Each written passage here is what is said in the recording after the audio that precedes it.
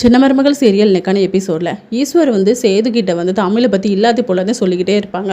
உங்கள் அப்பா வந்து ஜெயிலில் அமைச்சது எல்லாமே அவள் தான். அவள் வீட்டில் மட்டும் நீ எனக்கு ஸ்டே பண்ணிக்காத, நீ என் புள்ள, நீ சீக்கிரம் வந்துடுவேன்னு எனக்கு தெரியும் அப்படின்னு சொல்லிட்டு அடுத்த சீனில் சேதுவோட குழந்தை வந்து ஆளும் தமிழ்கிட்ட போய் கொடுப்பாங்க. அவங்களும் ஃபீட் பண்ணிவிட்டு குழந்தை இங்கேயே இருக்கட்டும், வெளியே வாடை காற்றா இருக்கும், இல்லைனா காற்று வராது, ஒத்துக்காது அப்படின்னு சொல்லிட்டு சேது வந்து என் குழந்தை எங்கன்னு சொல்லி தனத்துக்கிட்ட கேட்கும்போது அக்கா தான் இங்கே ஸ்டே பண்ணிக்கிட்டுன்னு சொன்னா அப்படின்னு சொன்னி என் குழந்தை எனக்கு வேணும்னு சொல்லி வாங்கிட்டு போயிடுறாரு.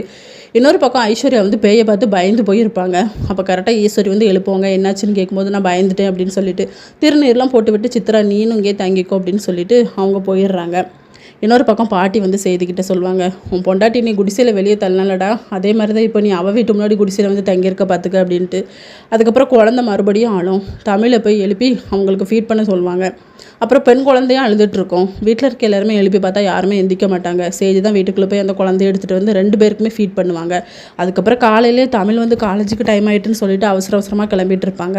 சேது வந்து இந்த குழந்தைய பார்த்துக்கோங்கன்னு சொல்லிட்டு செல்லப்பாண்டிக்கிட்ட சொல்லிட்டு கிளம்ப போவார். அதுக்கப்புறம் காலேஜுக்கும் கிளம்பிடுவாங்களா, இவரை காணோன்னு சொல்லிட்டு 2 பேருமே மாற்றி சண்டை போட்டுட்ருப்பாங்க. காரில் போயிட்டு இருக்கும்போது சேது சொல்வார், இனிமேல் நம்ம குழந்தை முன்னாடி சண்டை போடக்கூடாது அப்படின்னு சொல்லிட்டு.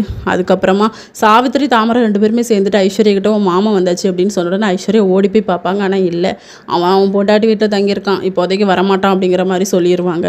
தமிழ் வந்து எக்ஸாம் ஹாலில் எழுதிட்டு இருப்பாங்க. அப்போ குழந்தை அழுன்னு சொல்லிட்டு சேது தான் போய் ஃபீட் பண்ண கொடுப்பாரு குழந்தைய. இதோட நெக்கான எபிசோட் முடியுது.